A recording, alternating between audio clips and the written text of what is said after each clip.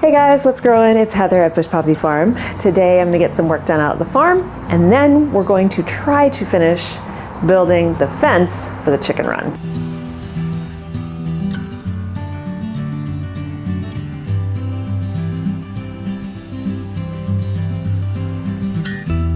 So it's warmer today, not by a whole lot. Yesterday it was 42 degrees Fahrenheit. Today it's 48 degrees Fahrenheit, so that's good. And it's not as windy. Still breezy, but not as windy. So I'm actually under kind of a limited bit of time because there's so much to do. So the kids are at home working on homework and stuff. And I am going to get the string trimming done. And I've so been on the fence about this, about whether or not I should plant, because so Monday night and then into Tuesday and Wednesday, we're getting another atmospheric river. However, this one, they're also worried about, just like the last one, which got to be a huge storm. So basically the way this one's working is there's an Alaskan system, which is cold, converging with a Hawaiian Pacific system. They're coming together off the coast, and it's a big storm. This process of lowering pressure and the storm getting more intense is called cyclogenesis, and that's actually what's happening. So my concern is, heavy rain, lots of high winds, and cold temperatures. And so I need to get stuff in the ground. I've got sunflowers that are starting to outgrow their trays over here, and I don't want to lose them. But I'm afraid if I put them out there, even if they're going to be covered with row cover, are they going to survive? Because the temperatures are going to get really cold, like frost levels.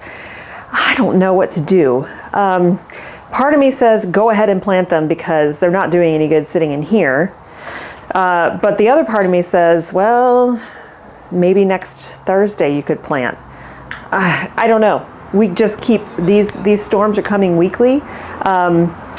And we still have technically another month and a half left of our rainy season. So normally by now we're bone dry. I mean, it's good that we're not, but this really is creating a problem. So I'm gonna do some string trimming and just see what my gut tells me at the end of it. Sunflowers grow pretty fast, so maybe I'll take a chance, put them in, and then see what happens. But I'll probably wait on the sweet peas, not because they can't handle the rain or the cold, because they totally can, but they won't have row cover over them. Because I'm planting them against a fence, there's no real way for me to do that. And they'll get totally battered by the wind, and it probably will snap their stems. So I'll have to think about that. But anyway, I'm gonna get started. There's a lot to do.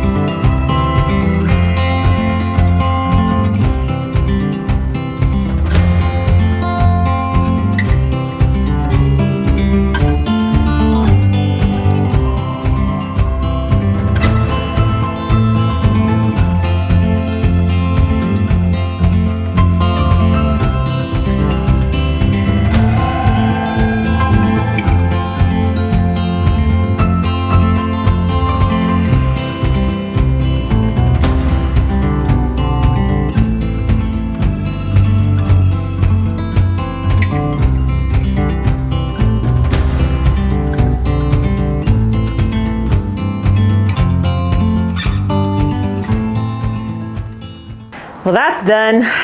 It's so, it's always so satisfying when that's done. It just looks so neat and tidy, even though it's like thrown stuff everywhere.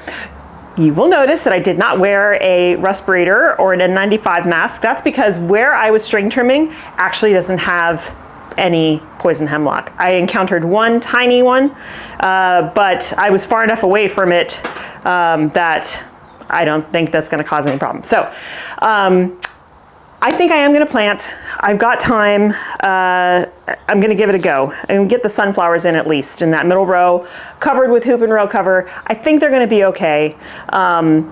And while I was string trimming, unfortunately I couldn't get a picture because he was so fast. He or she was so fast. But when I first hit this super dense area, this beautiful California garter snake slithered into the calendula. Was probably terrified, but beautiful, only about that long. Very, very pretty though. I kind of wish I had more of them here, because whenever I see snakes like that, it's exciting, because number one, that means this is a good ecosystem, because we've got, you know, birds and rabbits and yes, mice and snakes and insects, and it's good. You want that kind of diversity where you're growing things. I just wish it was a little bit bigger so they could get the mice, because this little guy, their mouth, teeny tiny. So definitely not going to be hunting any mice for me. All right, so I'm going to take these trays of sunflowers out, get them planted, get them protected with hoop and row cover, and that probably will be it for the day, but we'll see. Oh, also someone asked me, what do I listen to when I'm working? And the answer is usually books on Audible. I am a voracious reader. So far this year, I have already read 45 books. And yes, that's bragging. I know it sounds terrible, but part of that reading is at night in bed with physical books, and others of it is listening with audiobooks. So usually, and I'm a big true crime fan, or crime procedurals, you know, like especially the British ones. So I read a lot of detective inspector type novel series. Anyway, but this morning, instead of listening to a book, I'm listening to the Epic Gardening podcast, which I love, with Kevin Espiritu. I also listened to the No-Till Flowers podcast, which is amazing for a flower farmer. Lots of really good stuff on there. So that's what I'm listening to today. I was gonna bring out a speaker and listen to music, which I rarely do, but I forgot to bring it, and you know, it's loud. So I just figured I'll go on, and yeah, I could listen to music on my phone through my earphones, but I think I'm just gonna stick to listening to the podcast. So, all right, I'm gonna go get these sunflowers in the ground. I think I'll feel some relief after that, because I have a U-pick happening here in about 3 weeks, which I think I'm actually gonna have to postpone. I don't know, we'll see. Because anything I put in now is definitely not gonna be ready in 3 weeks. So yeah, this has been a weird year. All right, I'm gonna get going.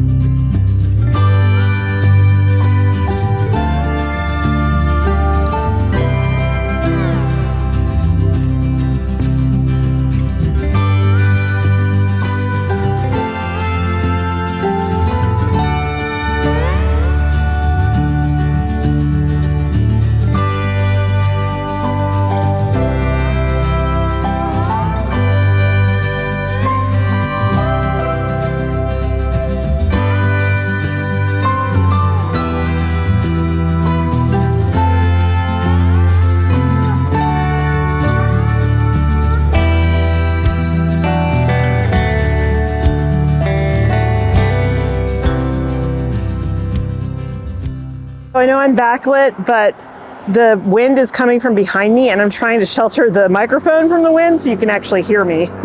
It's crazy. So I've laid out the sunflowers and I've covered them with row cover.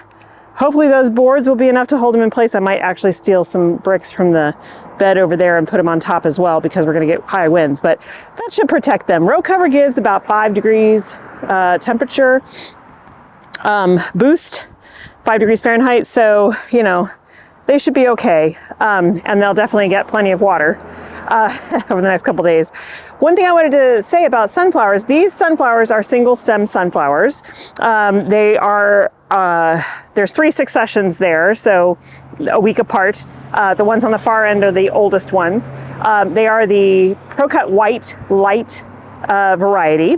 I will be planting many, many more different colors in this bed. And then, you know, as I harvest the white light ones, you know, I'll be putting more in of different varieties. So this bed will be constantly turned over through the season with sunflowers. But one thing I wanted to say about sunflowers is a lot of these varieties are like what you see as like garden giants, whatever. With single stem sunflowers, you can totally control the size of the flower head. And you can do that by spacing. So I like my flower heads to be about, you know, 5 inches across, 4 to 5 inches across. That's like just about right for a bouquet. It's bordering on a little too big, but it'll work. So in that case, I need them to be about 4 to 5 inches in spacing. It doesn't mean that the spacing to size of flower head is a 1-to-1 ratio or anything, but that's just what I've noticed. If I want them to be bigger, I could put them 6 to 8 inches apart, and that will give me a much bigger head. So you can control that. If you want those huge, gigantic giants in your garden, give them like 2 feet and see what happens. All right, I actually am going to put in these sweet peas. They are bursting out of the bottom with roots.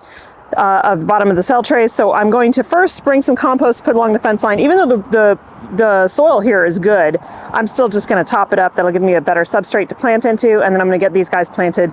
And I think they're going to do fine. They totally can handle cold. And at this point, they're pretty beefy. So I think they'll be okay with the wind as well. We'll see. Yes, there are poison hemlock on the other side of the deer fence. But that kind of doesn't matter. I mean, I'll keep an eye on it. I'll make sure that they don't flower, but it kind of doesn't matter because sweet peas are also poisonous. Every part of the plant is poisonous. So these are not things that are going to be eaten. And so I can grow them in direct vicinity with the poison hemlock, and they don't look anything alike. So I won't ever have to worry about accidentally picking a hemlock flower because I'm never going to let them get to that stage. And they look nothing alike. So, all right, I'm gonna get the compost over here and then start planting these guys up. And then I need to get home and eat so we can start on the fence and gate project.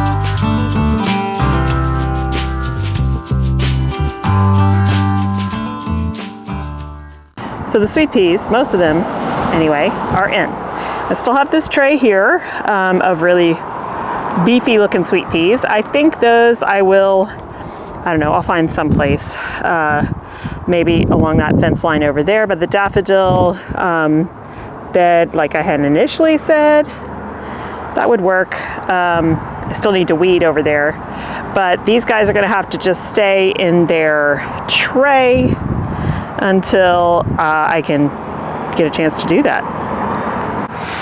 I am gonna have to rig irrigation up to this bed here along the fence line. That's easy. I will just run another drip line off of the main line down there. It'll be super easy. But I'm not gonna have to worry about that right now or anytime soon. These guys, most of them were super wet going in. I am actually going to come down with just a watering can right now because